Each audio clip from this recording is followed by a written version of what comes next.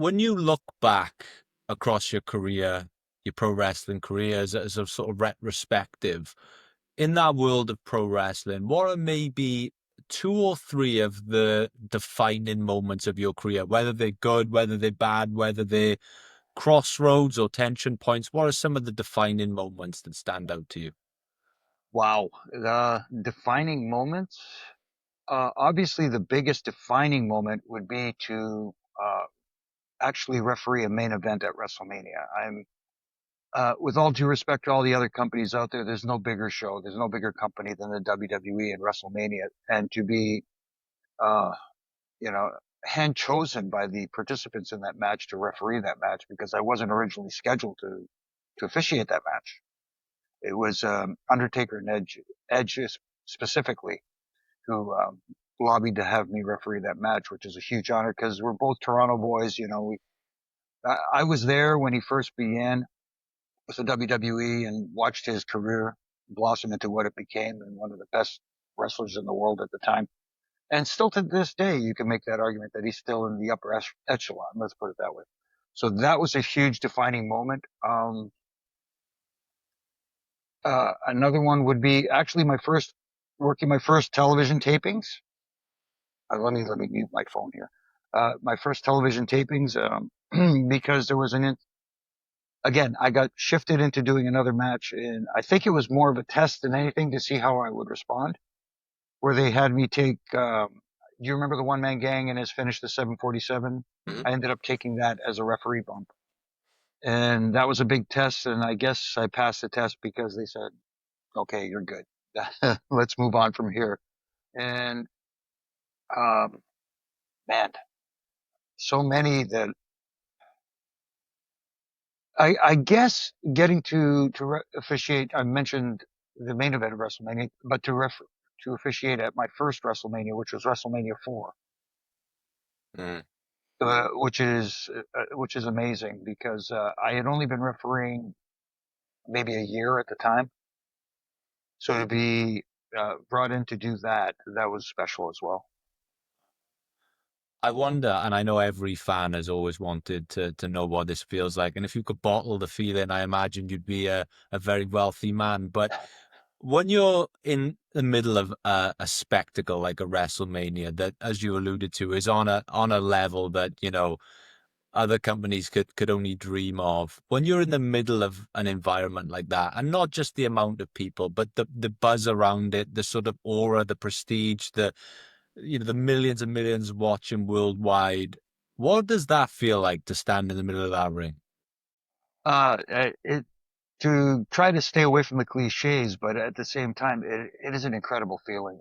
You're standing there, especially as WrestleMania evolved into becoming stadium shows as opposed to arena shows, and now you're getting upwards over 50,000 people in a venue, and you feed off their energy. And as a referee, sometimes you have to kind of temper that and say, okay, this isn't, I got to calm down. I got to remember I got a job to do here. And as I, you know, preach to other young referees, you're not the focal point. You have to kind of stay tempered and not be a distraction and remember to do your job. So that's the hard part because the adrenaline rush you get, it's incredible. I mean, you walk out there and you look around and people are, it, it's indescribable. I can only imagine, um, how it feels for others, like the talent themselves. Again, they have to remember also that they've got a job to do, but their job is different. I don't need to listen to the audience during a match. They do because that is their meter, their gauge on how to respond and how to proceed with the match. If things are going well and the audience is working, but every once in a while, I'll tell you this, every once in a while, sometimes one of the guys will say, hey, I'm not hearing them. Are the crowd with it? And you have to like kind of like, yeah, they are. No, they're not. But it's an incredible feeling. It's indescribable. You have to. I wish everybody could experience that just once in their life, just to know what it feels like. Yeah. I wish I could. And Just going back to what you said about that Undertaker and Edge sort of hand choosing you for that role. What was it about you that you think they thought you could bring to the match and really help them achieve what they wanted to achieve? Uh, I I would assume it's because they first of all they had confidence that I would be there for them, which is what I strived for throughout my career was to be there for the talent and help them tell the story they wanted to tell without being that distraction, like I mentioned earlier. And when I first, when they first approached me about refereeing the match, I just said, I just said, uh, this is a amazing feeling. Thank you so much for trusting me. I will do my best to be there for you, be there for them. And Taker looked at me and says, "We know you will. That's why we want you there." And I was like, they say there's no crying in wrestling. I had to fight it back, hold back the tears. And this is interesting because I think this is something that the majority of fans don't really realize is how much or how crucial referees actually are during a match and really playing into the story of the match and achieving what the performance want to achieve out of that match. I wonder for the sort of the average fan then who doesn't really understand this and appreciate this, can you maybe walk us through the reality of your role in the ring, what your responsibility is to the outcome, and how involved you are in the storytelling aspect of that match? The referees are very intricate in telling a story in a wrestling match because the wrestling match is a competition. Like I'm doing the air quotes here because we know it is predetermined outcomes and the matches are somewhat laid out for the most part. But the referee's role is to help make that match feel like it is a legitimate competition, a legitimate sport. That is our presentation. That's the magic of professional wrestling. And in that, and, and in that presentation, if the referee doesn't look like they're trying to enforce rules or trying to keep order, somewhat order, then it kind of loses in that story of becoming a competition where you're trying to get a winner and a loser. And in that sense, like again, I keep pounding this to the day I die that your job is to be there for them to help them tell their story, whatever it is. That's why the referee should always get with their talent before a show, before a match, say, what do you need from me? What would you like me to do? And I will do my best to be there for you. And you have to be that conduit, the connective tissue, the communication between the talent because they can't sit there and just talk to each other throughout the entire match.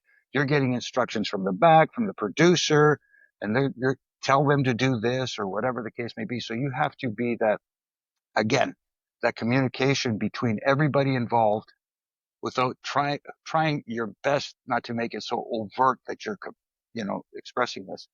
And also a referee who does their job correctly can make a very good match that much better. But when a referee does not do their job correctly, they can take a good match and bring it down to a few levels because they're not helping those talents tell their story. I think this is something that was actually well achieved in the Unreal Netflix documentary, was highlighting the role that a referee can play in terms of helping the direction of a match between the backstage and the performers. Mm-hmm. And so and in that documentary it shows, what it's like for these referees having, say, Triple H in their year. And I wonder, thinking back, because when I had a conversation with Matt Stryker, who obviously did many years in commentary for WWE, he talked about how difficult it was sometimes having a really powerful voice like a Vince McMahon Oh, shouting in his earpiece. I wonder what your recollections of that were, and was that quite a challenging expectation to manage whilst you're trying to do your job? at times it was depending on who the producer or the agent was for the match. Most of the time, the communication that came to us from the gorilla position was to communicate times so that because as far as television goes, it's very structured. You have a hard out for everything. So, when you're 1 minute over on a match, for example, that that has a trickle down effect to the rest of the show. So now you have to start retiming everything, and you got to try and hit your times as best as possible. But as you said, like in the Unreal documentary series, you saw that the communication now is much more intricate. That communication back and forth. The referees, when I was refereeing, we only had the IFB where you could hear, you couldn't talk back. Now they have the talk back. So now they expect you to communicate back to them at the same time. So when they're feeding you whatever instructions they're feeding you, and they keep asking you, did you get it? Did you get it? Did you tell them? Did you tell them? You got to now answer back. That's an extra little thing you have to do now. Now you have to go to your belt loop, press a button so you can talk back. Whereas back when I was doing it, you only had the one-way communication, and if they talk to you, you just like throw an arm up in the air, and that would be your signal, like, yeah, they got it, or yes, I got your thing. The only time it can be a distraction is when a producer gets overly involved and keeps feeding instruction, and you're constantly trying to communicate this, and some guys don't like to be told every little detail, you know?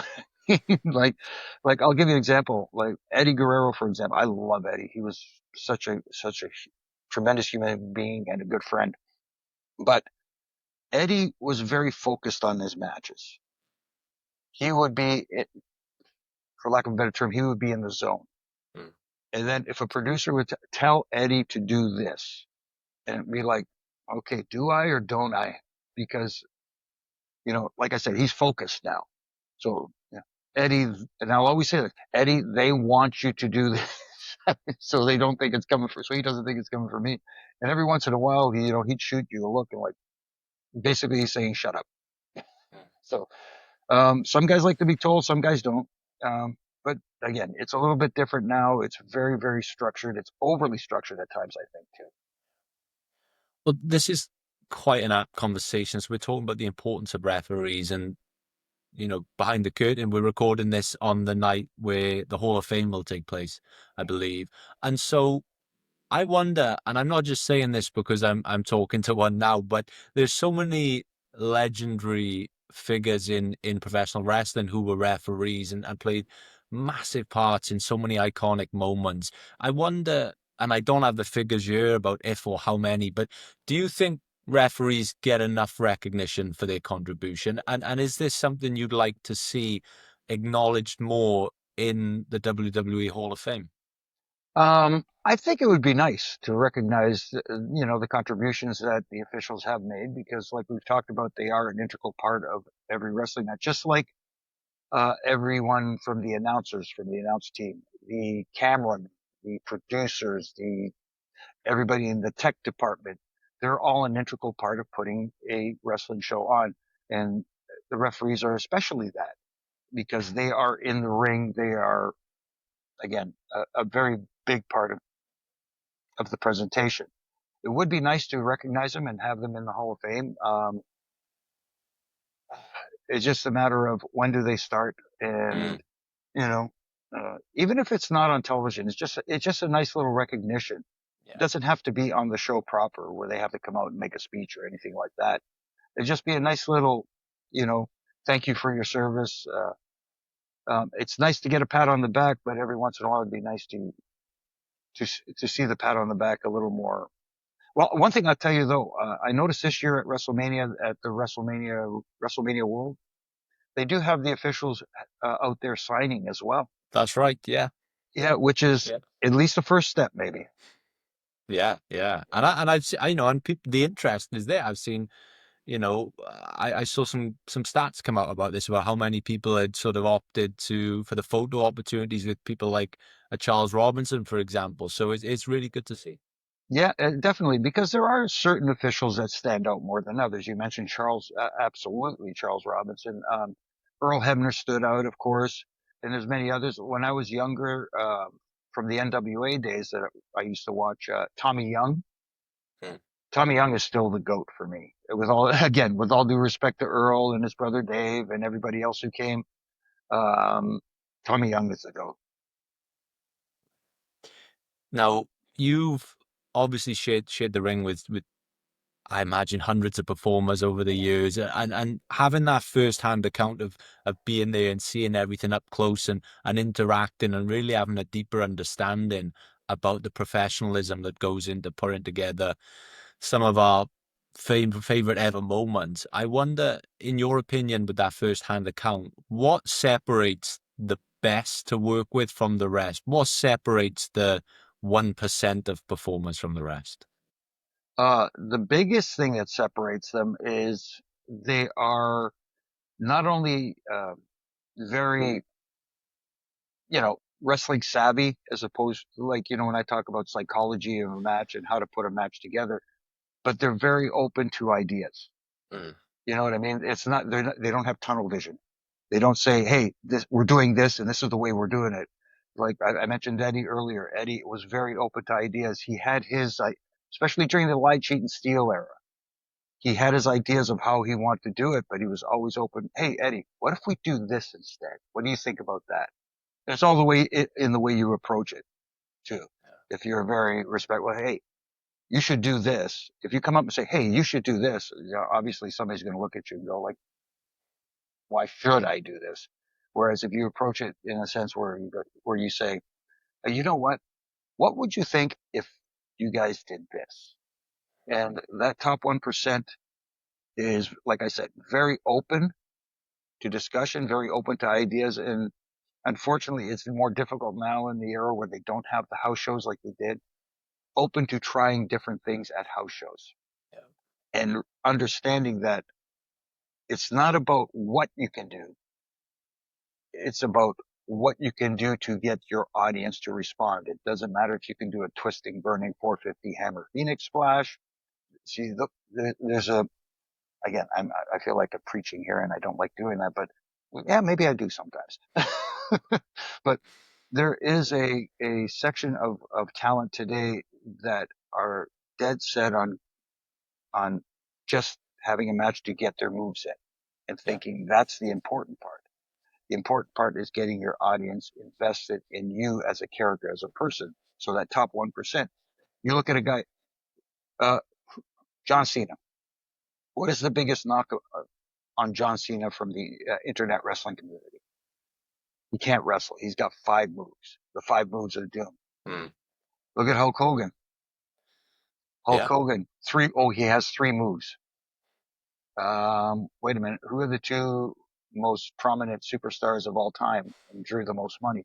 And that's the other thing too. They understand it's a business predicated on drawing a crowd and money. You know, I know a lot of people say, well, it shouldn't be about the money. You should be, you know, more interested in pleasing your fans. You can do both. If you please your fans, the money will come. You know, it's a two-way street. One thing I'd really love to ask you about, and this stems from just my other interests in life, in personal development and high performance, but when you're a part of something that isn't going to plan, and I think back to that chaotic 2005 Royal Rumble where everything seemed to be going off script, right? You had the Batista and John Cena falling out at the same time. You had Vince running in and tearing his quads. It's like everything that seemed to be planned was going out the window. So what is it like when you're performing in front of a live crowd and a worldwide audience when nothing seems to be happening as it should? Is there a sense of panic? Is there a sense of anxiety? And how do you sort of stay in the zone and think, right, how can we get this thing back on track? Uh, the biggest challenge is not panicking because that is your natural reaction. It's just a human reaction for everybody to go, okay, what the hell's going on here? Well, how do we get the train back on the tracks? The first thing you got to tell yourself, okay, calm down. Again, communication with everybody. What do we do next? And again, you have the communication so they could speak to you. They're telling you to do this, do that, so on and so forth. And just again, try to act natural and make it sound like, okay, things went off the rails, but make it look like this was a planned situation because you mentioned the 2005 Royal Rumble. If you go back and look at it, Did it really look like it was not planned? And again, there's the magic. If you can call it on the fly, if you can call an audible right there and say, "Hey, okay, we just poop the bed." You know what I mean? We got to make chicken salad right now. Mm. Okay, so you got to get everybody back on track and make sure the communication factor is there. And the fact that Vince tore his quads was both a terrible for him, but a blessing on the situation because everybody kind of their focus turned off of okay, the finish didn't go like we wanted, and what the hell's going on with the boss? Why is he sitting on his butt not getting up? We don't get Mm. it. We didn't know at the time. I mean, like, so it's all a matter of trying to stay calm, get everybody communicating and getting on the same page really quickly. In that situation, though, we had a little time to, kind of suss everything out and get it back on track. There are other situations like, for example, we've seen some of them lately where someone doesn't kick out when they're supposed to and stuff like that. Those are the ones that are really, really tough, especially for a referee because they only have a split second to make a decision, and a lot of people like to point fingers. Oh, the ref botched that. I hate that word botched, by the way. The referee botched that. The referee did this. The referee did. Yes, I understand that they may have made a mistake in their split second decision, but again, it is a split second and you know what the finish is supposed to be. And that's the problem. Like back when Vince used to tell us all the time, he says, if those guys don't kick out, you count three. I don't care. If they have a problem with it, you tell them to come talk to me. And I said, well, Vince, what if it's a title match? It says, I don't care. But, okay, well, that's the way it is. But staying calm is the biggest thing. That was a long tirade just to say stay No, calm. it was great.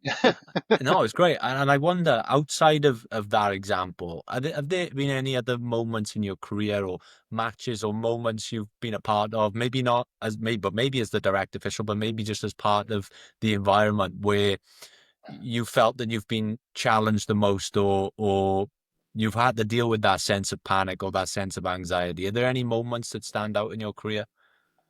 Not really. I'll be honest with you. I have been very fortunate and blessed not to have very many of those situations.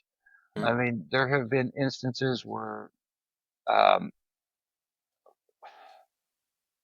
especially on near falls and stuff like that, where you know I had made a mistake one time that I've owned up to.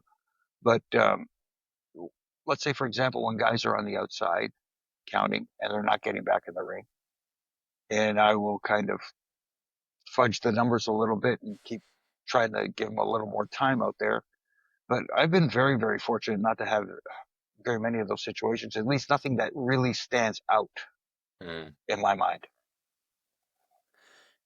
Is there a match or a moment that you were a part of that sort of really stands out to you, not just as important, but as something, as we touched on earlier, a moment where you think, I'll never forget being in the middle of this. This is a moment in time almost. Um, I've again been blessed to be a few of those for me. One that stands out though is um, SummerSlam 2002, the opening match, Rey Mysterio versus Kurt Angle. This was Rey Mysterio's. Yeah, yeah. To this day, a lot of people say that it was the best opening match for a SummerSlam ever. Some people say that. For me, it was one of those, it just everything fell right, fell into place, and everything worked seamlessly, especially for two guys that had never worked together before. Kurt Angle is one of the greatest of all time. Rey Mysterio we all know Rey Mysterio, Hall of Famer as well. Uh, for them to mesh so well and everything to go, uh, I don't want to say perfect because there's nothing is ever perfect, but as close to perfect as you can. And it was a special moment because when we all got to the back, when everybody stands up and applauds, it's like one of those feelings where I know it's not about me, but I felt good being a part of Yeah. that. what I love about that match and the sort of chemistry that those two had is like on paper, you look at those two guys, very different body types, very different styles of wrestling. You think that those two styles wouldn't be conducive to producing magical chemistry, yet they managed to find it, and that kind of makes the match even more special for me. Yeah, and the special thing, yeah, you're 100% right. And Kurt Angle had this incredible gift of transforming from an Olympic wrestler, which is completely different from professional wrestling, as we know, and being able to adapt to anybody he worked with, whether it was Rey Mysterio or the Big Show, or or someone who was someone like a Shelton Benjamin who can mat wrestle with anybody. Yeah. Very underappreciated Shelton Benjamin for what he can do as far as amateur wrestling goes, and in the ring of professional wrestling. But Kurt Angle is one of the most adaptable wrestlers I've ever seen in my life, and I'm not going to go there. Never mind. I want to keep this positive. So I'm not going to complain about the fact that because I don't believe in that whole star rating system, whatever. Mm. If Yeah, you yeah, enjoyed the match, you enjoyed the match. That's all that counts for me.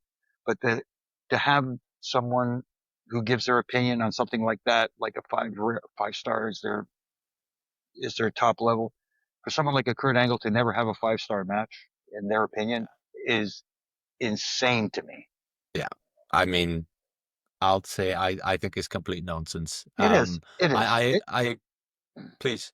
No, it is nonsense. Okay, for them, it's their opinion, and Yeah. that's fine. But it's not gospel like people are taking it to be. It's one man's opinion. Like I have Yes. my opinions too. I have my likes and dislikes. There are things that I see today that are not my cup of tea, but I could sit back and enjoy it for what it is. And I'll give you an example because people say, "Oh, Jimmy Korderas hates AEW. He's just all he does is trash it." I don't hate AEW, and anybody who knows me knows that because I have friends there. I want them to do well. I want the business model to succeed, and that's why I am so hard on them because I want them to get better, in my opinion. That is my opinion.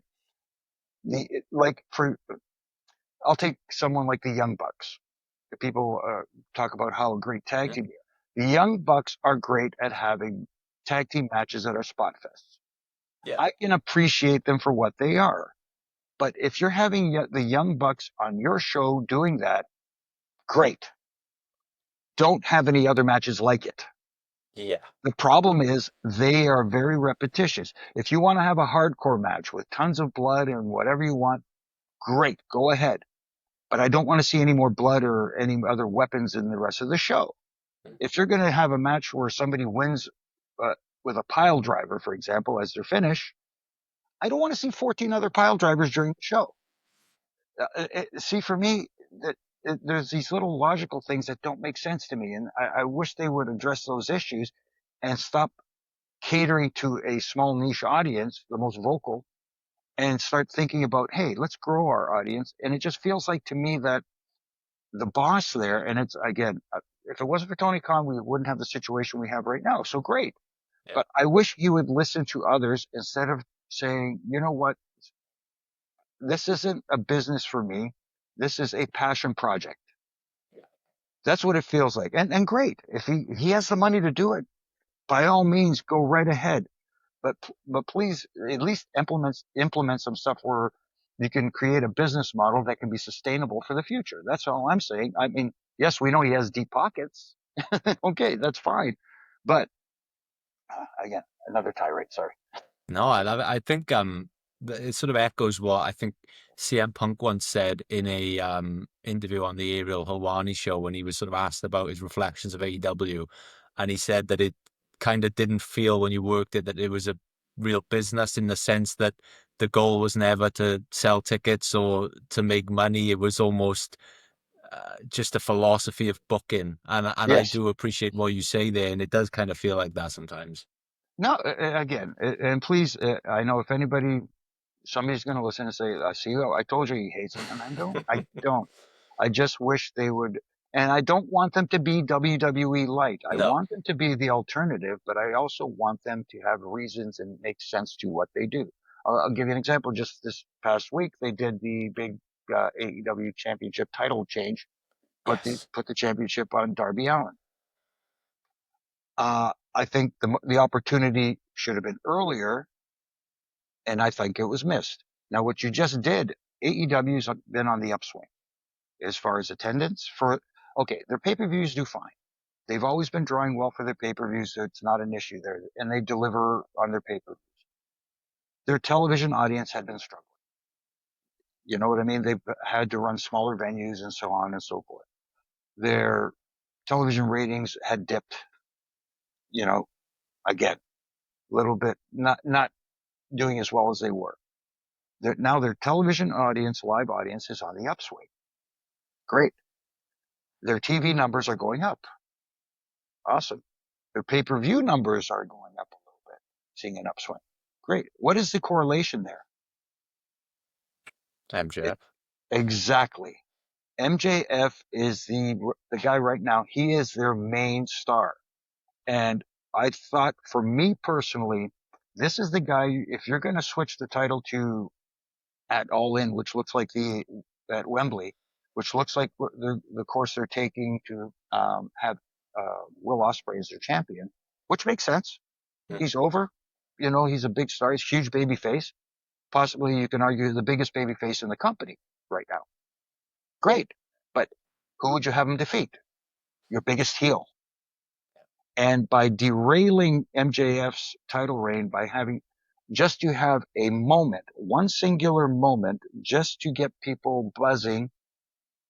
And I'm not trying to read into somebody's brain here, but it feels like it was done to create a buzz during WrestleMania week just to try and get people's focus off of WrestleMania. If that's your goal, fine. If you think that going viral for one day, because as I'm listening to all the talk shows now, nobody's talking about it anymore. The day after they were, Yeah. but nobody's talking about it now. Wrong time. You have to do it at a time where people are going to think about it. And in the manner they did it, I thought, I don't know what my language parameters are. They castrated MJF, I thought. Now I know he can get his heat back because he's that damn good, Yeah.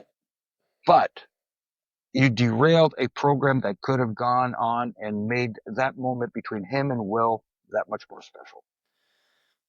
Yes, and this is where I think that kind of alludes to what we said about the philosophy of booking there, and it kind of alienates the average fan because a lot of the defense I've seen about this is, oh, you don't understand this sort of kick to the nuts thing goes back to the indies and only the real fans would understand. And I'm thinking, well, if that, if that's the way you're trying to book it to be Right. the sort of smart booker, then I understand. But that's not going to translate to the everyday No. fan. I love pro wrestling, but I don't follow the indies well enough to understand that. I'll fully admit that.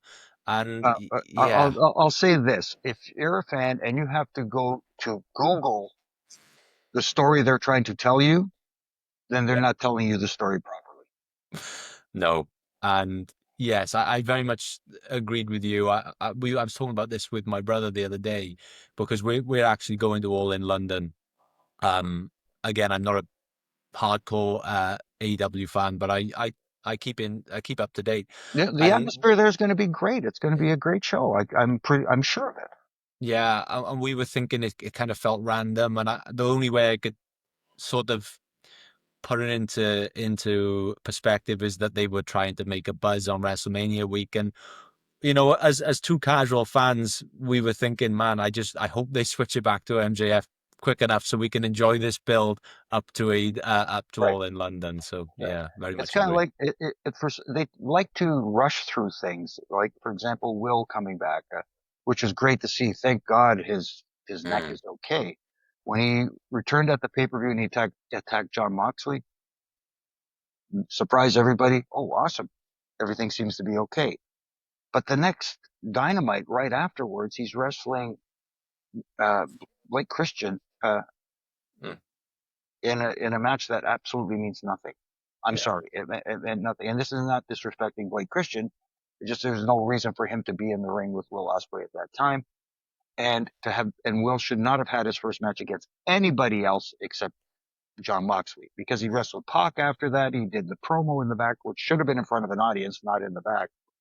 And that promo and that where he's doubting himself, saying, look, I got cleared, but I don't know if I still have it. I don't know if I could be that same Will Ospreay that I was before this surgery, but I'm willing to put everything on the line because John Moxley, I'm going to do everything I can to get my retribution against you, however he's going to phrase it as Will Ospreay. But that should be the story, and he shouldn't have been in a 6-man tag versus Will Ospreay before it's just they try to cram too much into it when they can just let a natural story progress and take their time with it and make people want to see it. Yeah. Because if I've seen them face each other in a 6-man tag the Wednesday before the pay-per-view, it dilutes it a little bit. Amazing. Well, Jimmy, thank you so much. Time has absolutely flown by. It's been a real pleasure for me. I'm a massive fan of yours, and I'm delighted to have got this chance to speak with you. And thank you so much for all the value and insight you've brought. For everyone listening, watching now, is there somewhere we can send them where they can maybe connect with you further or find more from you or find more of your content? Where's the best place for everyone to go to right now? Right now you can catch me obviously on Twitter. I still call it Twitter at Real Jimmy Korderas. On Instagram at Real Jimmy Korderas, and on my Facebook page as well. Um, I I do 2 podcasts that I'm a part of, is Reffing It Up with former referee Brian Hebner, and also current TNA lead official Daniel Spencer, and also Huge Pop Radio with my buddy Donnie De Silva. We just have a lot of fun just talking. And I will say this about Huge Pop. I think some of the interviews we do are some of the best out there. Yeah, we get a lot of talent from the past, present, and we have a lot of fun with it. It's very, very conversational. And also, obviously on all my social medias, I do my little ref and rants every week from Monday to Friday. Just a little critique here and there, and I have fun with it. Yeah. It's meant to be fun. You know, some people take it a little too seriously, but hey, this is wrestling. You're supposed to have fun. Jimmy, just a massive thank you again for joining me today. It's been an absolute pleasure, sir. No, the pleasure is mine, Louis. Thank you very much, and we'll do this again.